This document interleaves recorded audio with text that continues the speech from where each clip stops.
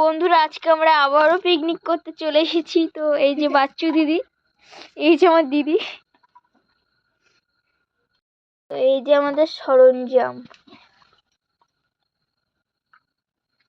তো তারপরে দেখো লঙ্কা আর যা সমস্ত জিনিসপত্র লাগে সেগুলো আমরা গুছিয়ে নিয়ে আমাদের রান্নার জায়গায় চলে গেছিলাম।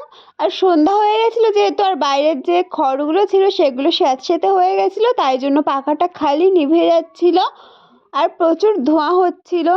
তো অনেক কষ্ট করে ফাইনালি পাখাটা ধরেছে।